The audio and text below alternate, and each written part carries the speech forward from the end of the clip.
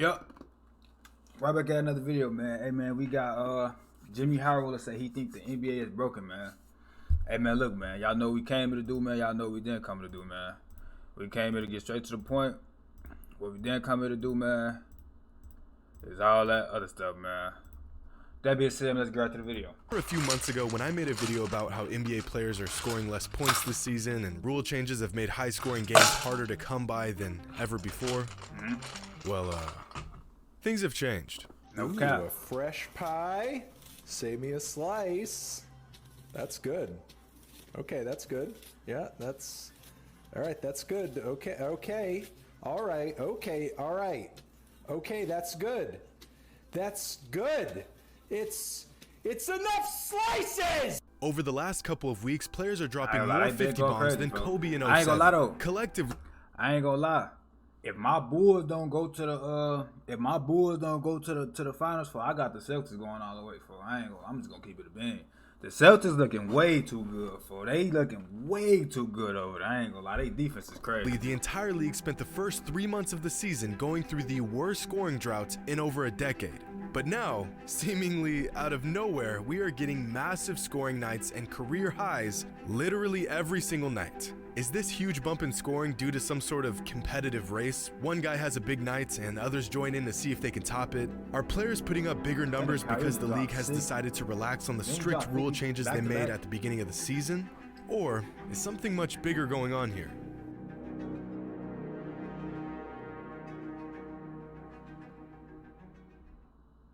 Today's video is brought to you by DraftKings. It's March, and y'all know what that means. The big tournament is here. Teams are fighting for a shot to win it all, but you don't have to be on the court to win big, because DraftKings this NBA season got off to a pretty rocky start in terms of offense. Team scoring was down, player scoring was down, and efficiency was down. Among the top players in the league, there virtually wasn't a single player who was outperforming expectations, or even meeting expectations for that matter. We saw the first 50-point game of the season on November 8th, just 19 days after the start of the season. We wouldn't see the second 50-point game until December 12th, 2.5 months. It'll be the team that you would never expect to win for that'll win for. Like, nah, for they so wishy-washy for. I ain't touching that. Into the season and just 2 50-point games to show for it. Things began to heat up a bit in January with 4 50-point games in a single month. And closing out the end of February, the league added 2 more 50-point bombs, bringing the season total up to just 8.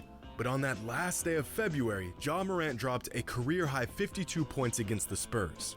And then all hell broke loose. 5 days later, LeBron drops 56 points, the third highest single game total of his entire career. The next day, Jason Tatum scores 54. 2 days later, Kyrie Irving scores 50 points. 3 days later, LeBron scores 50. 2 days after that, Durant drops 53 points in just his 5th game back off of an injury. The next day, Karl Anthony Towns drops a career high 60 points. And then the very next day, Kyrie Irving pops off for a career high 60 points as well. The man is a part-time NBA player. And right when you thought, like, he's a part-time NBA player. Steve Nash could have let that man get the 80 point that Kobe got for. I don't know why he took him out. He barely played anyway. This blistering scoring run was over. Sadiq freaking Bey drops a career-high 51 points against the Magic. What's going on? Usually NBA fans are lucky if we get to watch a couple 50-point games in a single month. We just saw 9 50-plus point games in 18 days. In fact, the 8 50-point games in the month of March are the most in a single month in 60 years. Guys, we are only 18 days into the month. And if that isn't crazy enough, here's a stat that'll really hurt your head.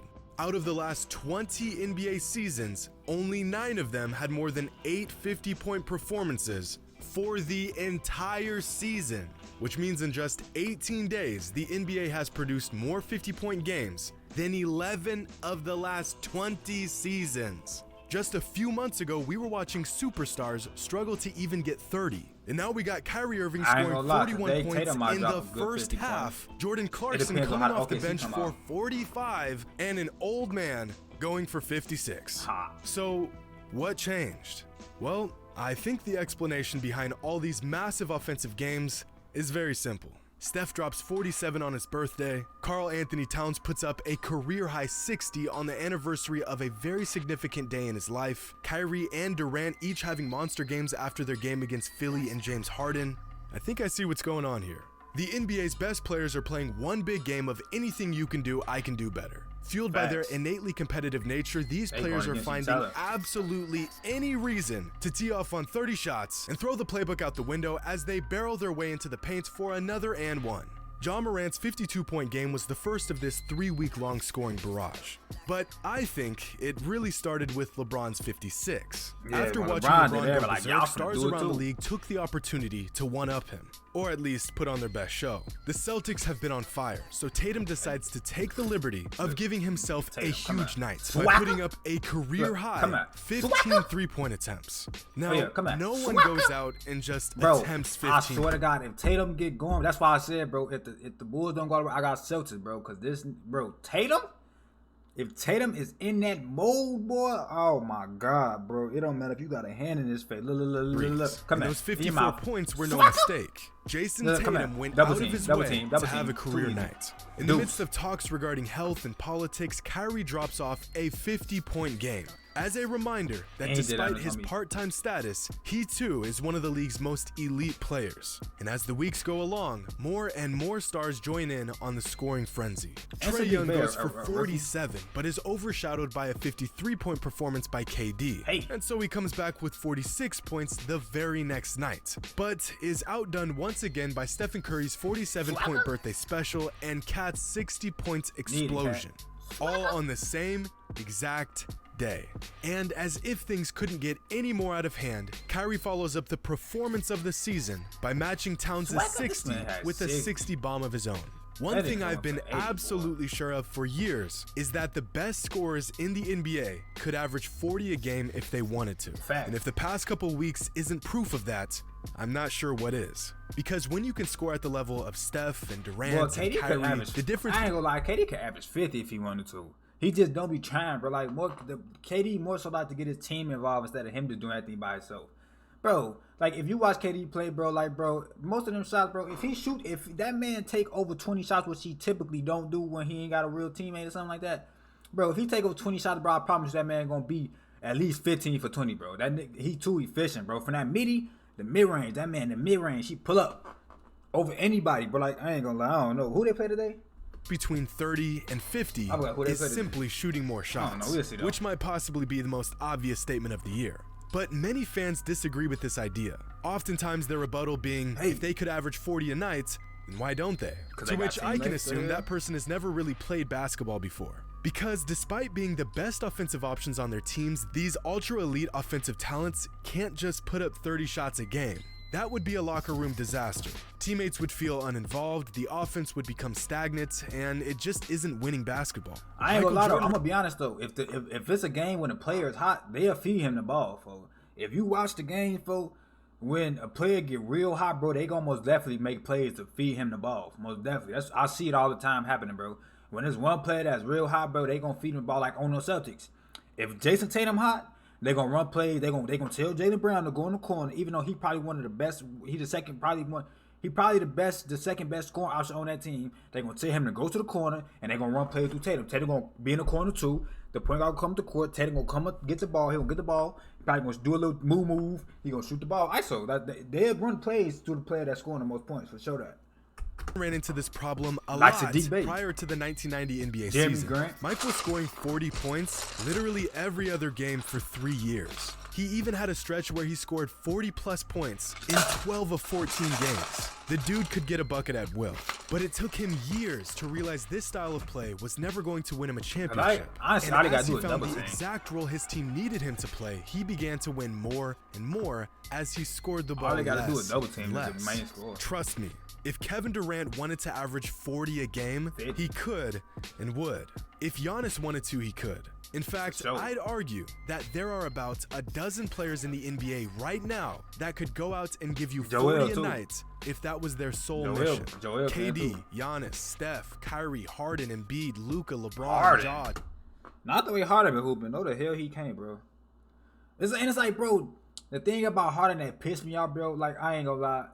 Bro, if he don't got a secondary player, bro, he's not gonna play, bro. Like Joel Embiid just got ruled out, so this nigga James Harden said, I'm not playing either. Like, bro, what the hell, bro? He was doing that on the Nets too, bro. Like, he don't like James Harden don't want to take the full load of the team, bro. I don't like that, bro. Like, bro, carry your team, bro. He not playing because Joel not playing tonight. He ain't say they ain't put him on out until Joel Embiid was ruled out tonight.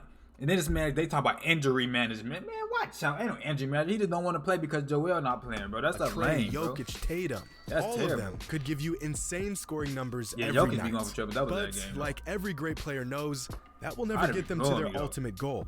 Take And Kevin Durant, for example.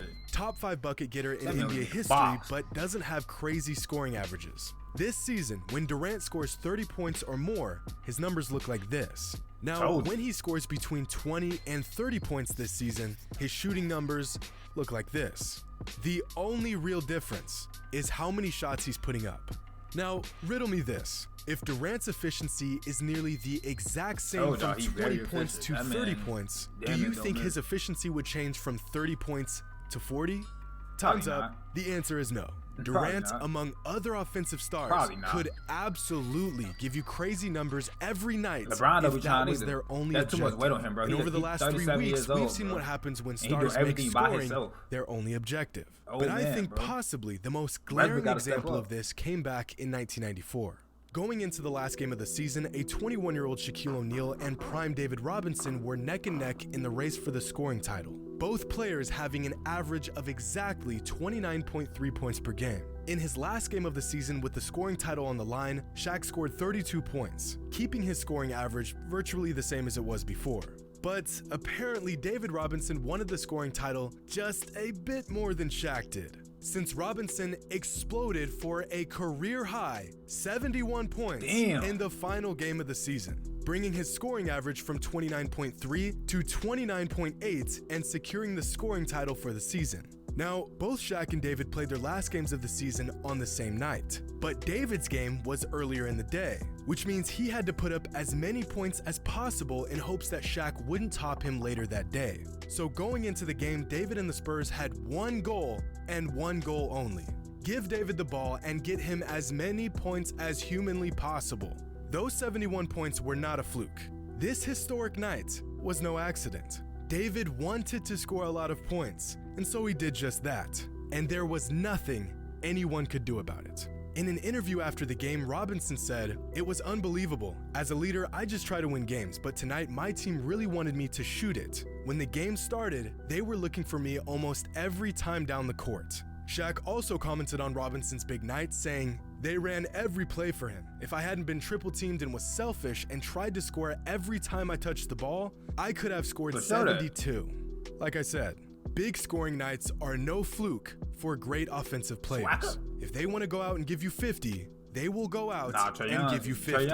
Which brings us back to this unbelievable 3-week stretch of NBA basketball. Game after game of huge scoring nights and career highs. You know, it's too bad these players really want to win. Otherwise, we'd see this stuff far more often. There's nothing like tuning into a game and watching history unfold in real time. Watching the crowd erupt shot after shot, knowing the man with the hot hand is coming down the court with only a bucket on his mind and nothing the defense can do to stop him.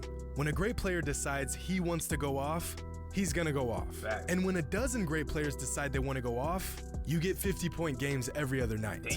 So I guess these games aren't really unbelievable. In fact, they're all part of the plan. Hope you all enjoyed. My boy Demar needs to stop playing. He needs to get back in his mode, boy. We've been looking real bad. We've been losing games back to back to back, folks. Demar, we need you, boy. We already seen last year what happened. I know Pat Williams back to that. You know, he probably a decent little defender out there, but he only get 20. But Demar, we already seen last year what happens if Zach LaVine do about himself. We need you, man. We know you tired because you just dropped 30-point games back to back. You know what I'm saying? But we need you, man. We struggling. We need you. We just lost like 3-4 games back to back, bro. I mean, granted, we was playing good teams. But still, though, bro, we need you. We need you, bro. He ain't been locked in, man. We need DeMar to step back up, man. He got to drop 30 points a game. And then Zach going to come and match him, you know? Because Zach ain't really, I ain't going to lie, he could go for 30 if he wanted to. But it's like, he ain't really, you know, he not DeMar DeRozan with it, you know? Man, we need you. Really, they be double teaming DeMar. Like, they be on DeMar head, bro. Like, they be over double teaming that man. They don't give him no space. So it really got to come down to Zach LaVine, Kobe right now, and stuff. But Pat wins bad day, so we gonna see what they do.